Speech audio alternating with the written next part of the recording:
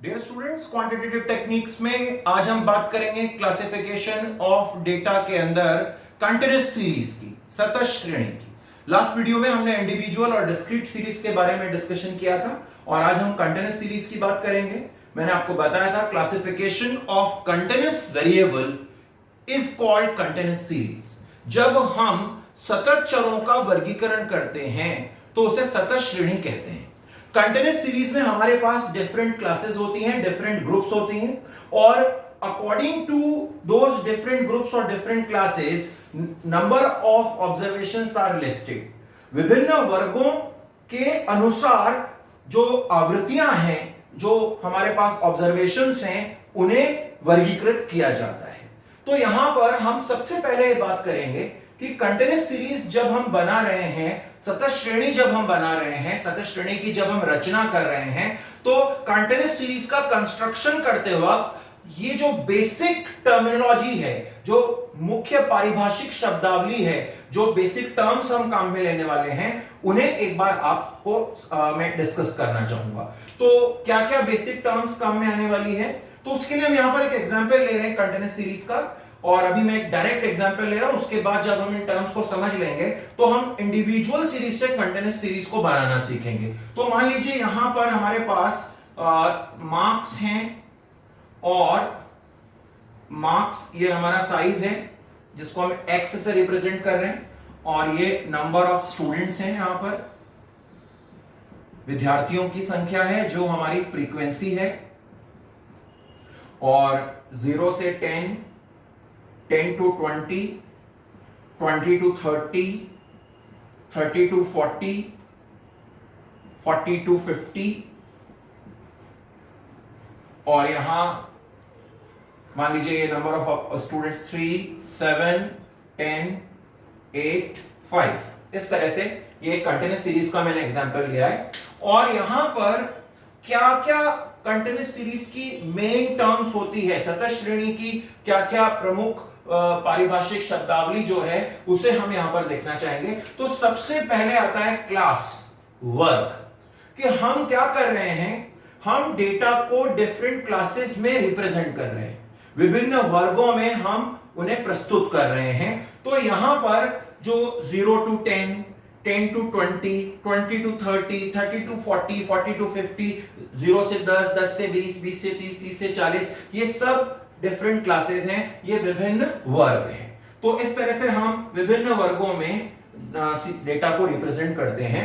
अब कितने क्लासेस बनेंगी, कितने वर्ग होंगे, नंबर ऑफ क्लासेस सीरीज में कितनी होगी, वर्गों की संख्या कितनी होगी, ये डेटा के नेचर पे डिपेंड करता है, समंकों की प्रकृति पर निर्भर करता है। बट जनरली 5 to 15 क्लासेस होनी चाहिए, ऐसा माना जाता है कि 5 से 15 के बीच में जो क्लासेस होनी चाहिए। और हम नंबर ऑफ क्लास को डिटरमाइन करने से पहले, वर्गों की संख्या को निर्धारित करने से पहले, हम जो हमारे पास डेटा गिवन है उसकी रेंज कैलकुलेट करें, उसका विस्तार ज्ञात करें। और रेंज कैसे कैलकुलेट करेंगे हम, कि हमें जो डेटा गिवन है उसकी मैक्सिमम वैल्यू कितनी है, हाईएस्ट वैल्यू कितनी है और लोएस्ट वैल्यू कितनी है। ऐसा हम बोल सकते हैं कि मैक्सिमम वैल्यू और लोएस्ट वैल्यू, और उसको जब हम माइनस करेंगे तो हमें रेंज मिल जाएगा। और जब हम रेंज को डिवाइड कर देंगे कि हमें हमारा क्लास इंटरवल कितना है, हमारा वर्ग अंतराल कितना है, तो क्लास इंटरवल से जब हम उसे डिवाइड कर देंगे तो हमें वहां पर नंबर ऑफ क्लासेस के बारे में पता लग जाएगा। तो ये डेटा की नेचर पे डिपेंड करता है। अब हम तो इस तरह से ये हमारे 0 to 10, 10 to 20 ये सब हमारी क्लासेस हुई। उसके बाद आता है क्लास लिमिट्स। तो हर क्लास की अपनी एक लिमिट है, क्लास लिमिट्स है, क्लास बाउंड्रीज जिसे हम कहते हैं। जैसे जब हम बात करते हैं 0 से 10 की, तो 0 is lower limit of the group and 10 is upper limit of the group. इस तरह से दो क्लास लिमिट्स हमारे पास आ गई है, दो क्लास बाउंड्रीज हमारे पास आ गई है। 0 जिसे हम निम्न सीमा कहते हैं और 10 जिसे हम उच्च सीमा कहते हैं। इसी तरह से जब 10 to 20 की हम बात करेंगे तो 10 will be the lower limit of the group and 20 will be the upper limit of the group. जो 10 होगा वो उस वर्ग की निम्न सीमा होगी और जो 20 होगा वो उस वर्ग की उच्च सीमा होगी। इसी तरह से जब हम 20 to 30 देखेंगे तो 20 will be the lower limit and 30 will be the upper limit. इस तरह से हर क्लास की लोअर और अपर लिमिट, उनको हम बोलते हैं क्लास लिमिट्स, वर्ग सीमाएं या क्लास बाउंड्रीज। अब आते हैं हम क्लास इंटरवल पे। तो क्लास इंटरवल, वर्ग अंतराल। तो class interval means difference between upper limit and lower limit. हम जो अपर लिमिट है जितनी भी, उनको L2 से रिप्रेजेंट करेंगे। जो भी हमारी उच्च सीमाएं हैं, अपर लिमिट्स हैं, उसको L2 से रिप्रेजेंट करेंगे, और जो लोअर लिमिट्स हैं उसको L1 से रिप्रेजेंट करेंगे। तो यहां 0 L1 है, 10 L2 है। नेक्स्ट ग्रुप में 10 L1 है, 20 L2 हो गया। इसी तरह से नेक्स्ट ग्रुप में 20 L1 हो गया, 30 L2 हो गया। तो L1 को लोअर लिमिट और L2 यानी अपर लिमिट। तो जब हम L2 माइनस L1 कर देते हैं, difference between upper limit and lower limit of the group, तो हमें वहां पर उससे उसका क्लास इंटरवल पता लग जाता है, उसका वर्ग अंतराल या वर्ग विस्तार पता लग जाता है। जैसे जब हम यहां 10 माइनस 0 कर देते हैं तो हमें पता लग जाता है कि यहां क्लास इंटरवल कितना है, 10 है। अभी हम देख रहे हैं कि 20 माइनस 10 तो फिर से 10, 30 माइनस 20 तो 10। तो हमने देखा कि यहाँ इक्वल क्लास इंटरवल है, यहाँ समान वर्ग अंतराल है सभी क्लासेस का। अब आते हैं हम mid value. Mid value means the middle value of the group. कैसे निकालेंगे हम मिडिल वैल्यू, मध्य मूल्य, जिसे मध्य बिंदु भी कह सकते हैं। तो हम बोलते हैं कि L2 minus L2 plus L1 divided by 2, sum of lower and upper limit divided by 2। कि जैसे ही आप L1 और L2 को ऐड करेंगे, 0 प्लस 10 डिवाइडेड बाय 2, तो यहां 5 आ जाएगा इसका मिड वैल्यू। इसी तरह से 10 प्लस 20 डिवाइडेड बाय 2, तो ये 15 आ जाएगा। यानी अपर लिमिट और लोअर लिमिट को ऐड करें और उसे 2 से डिवाइड कर दें, तो आपको वहां पर सीरीज की मिड वैल्यू पता लग जाएगी, सीरीज का मध्य बिंदु या मध्य मूल्य पता लग जाएगा। एक बार फिर से समझिए कि L1 plus L2 divided by 2, आप लोअर लिमिट और अपर लिमिट को ऐड करिए और उसे 2 से डिवाइड करिए, तो आपको यहां पर मिड वैल्यू पता लगेगी। उसके बाद हम बात करते हैं क्लास फ्रीक्वेंसी, वर्ग आवृत्ति की। क्लास फ्रीक्वेंसी जैसे यहां पर 3 है, 7 है, नंबर ऑफ ऑब्जर्वेशंस और number of items related to that particular class.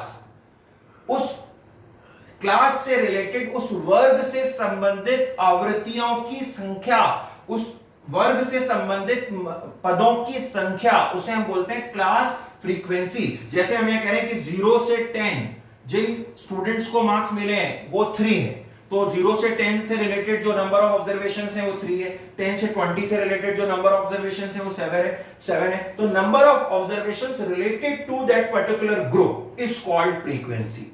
कि उस वर्ग से संबंधित मदों की संख्या कितनी है, वह उस वर्ग की आवृत्ति कहलाती है। तो ये कुछ पार्ट्स हैं फ्रीक्वेंसी डिस्ट्रीब्यूशन के कंटिन्यूअस सीरीज के, जो हमने देखे, जिसमें हमने क्लासेस देखी, 0 से 10, 10 से 20, ये सब क्लासेस है, ये सब वर्ग हैं। 0 लोअर लिमिट हो गया, 10 अपर लिमिट हो गया। तो जो लोअर और अपर लिमिट्स हैं हर ग्रुप की, वो क्लास बाउंड्रीज हैं, क्लास लिमिट्स हैं, वर्ग सीमाएं हैं। जब हम दोनों क्लास लिमिट्स को माइनस कर देते हैं, L2 माइनस L1 कर देते हैं, upper limit minus lower limit कर देते हैं, तो हमें वहां पर क्या पता लग जाता है, क्लास इंटरवल पता लग जाता है। और जब हम लोअर और अपर लिमिट को ऐड करके 2 से डिवाइड कर देते हैं, तो हमें मिड वैल्यू पता लग जाती है। और फिर नंबर ऑफ ऑब्जर्वेशंस जो रिलेटेड है हर ग्रुप से, वो वहां की उसकी फ्रीक्वेंसी होती है। तो इस तरह से हमने यहां पर जो बेसिक टर्म्स थी कंटिन्यूअस सीरीज की, उसको यहां पर देखा। अब हम ये देखते हैं कि जब नंबर ऑफ ऑब्जर्वेशंस बहुत कम है, तो आप इंडिविजुअल सीरीज में जो एनालिटिकल टूल्स हैं स्टैटिस्टिक्स के, जो हमारे विश्लेषण के उपकरण हैं, उनका प्रयोग आसानी से कर सकते हैं। लेकिन जैसे मान लीजिए क्लास में 10 स्टूडेंट्स हैं, लेकिन अगर मान लीजिए नंबर ऑफ स्टूडेंट्स ज्यादा हो जाए, साइज बढ़ जाए, नंबर ऑफ ऑब्जर्वेशन ज्यादा हो जाए, तो उस केस में हम इंडिविजुअल को डिस्क्रीट में कन्वर्ट कर लेते हैं। और जब साइज और ज्यादा बढ़ जाता है और कंटिन्यूअस वेरिएबल हमारे सामने है, तो उस केस में हम डिस्क्रीट सीरीज को कंटिन्यूअस सीरीज में कन्वर्ट कर लेते हैं। तो यहां हम एक एग्जांपल लेते हैं कि फिर से हम एक एग्जांपल ले रहे हैं कि मान लीजिए क्लास में जो स्टूडेंट्स हैं उनको जो मार्क्स मिले हैं वो हैं 3, 5, 2, 8, 3, 7, 6, 5, 8, 3, 1, 9, 5, 8, 2, 1, 3, 6, 3, 8, 5, 5, 9, 2, 1, 5, 3। और 10 मार्क्स का टेस्ट था मान लीजिए, और 10 में से ये जो स्टूडेंट्स थे उन्होंने मार्क्स स्कोर किए, तो कितने स्टूडेंट थे इसको हम काउंट कर लेते हैं एक बार। 2 3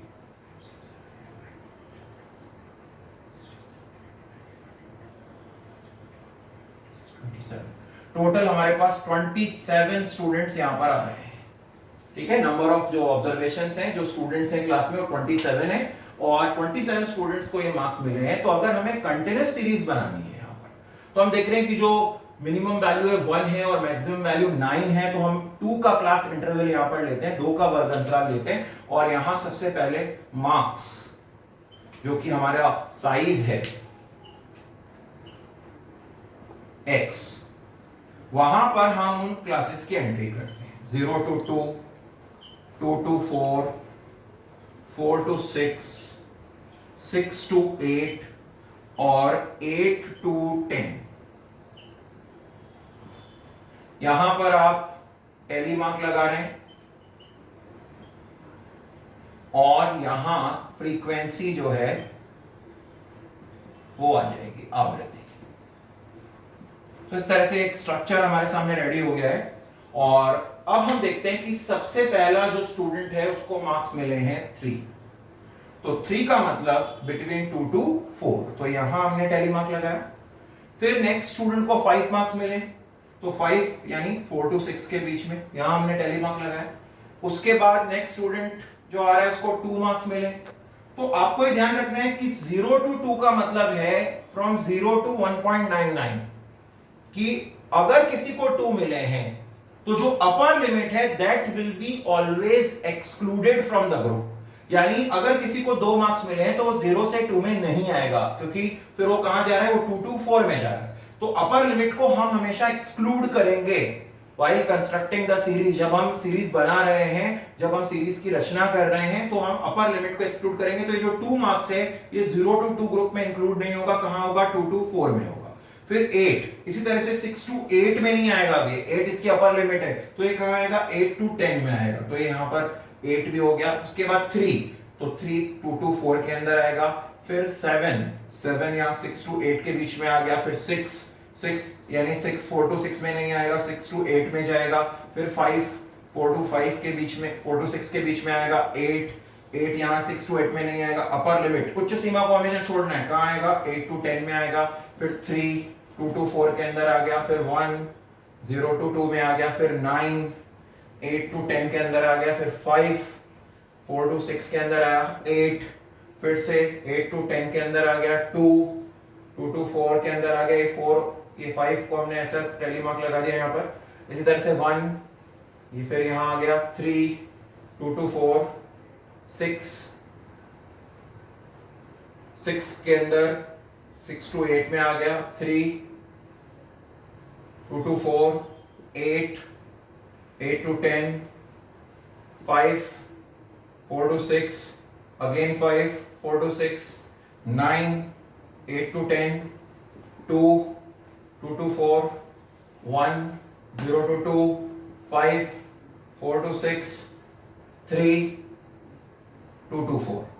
तो ये इस तरह से आपकी टैली मार्क्स यहाँ पर हमने मिलान चिन्हों का प्रयोग किया, टैली मार्क्स का यूज किया, और हम इन्हें काउंट करेंगे 1 2 3, टोटल फ्रीक्वेंसी 3, टोटल 5 और 4 9, टोटल 6, टोटल 3 और 5 और 1 6। तो हमारे पास जो टोटल नंबर ऑफ ऑब्जर्वेशंस आ रहे हैं उसे एक बार चेक कर लेते हैं। 27।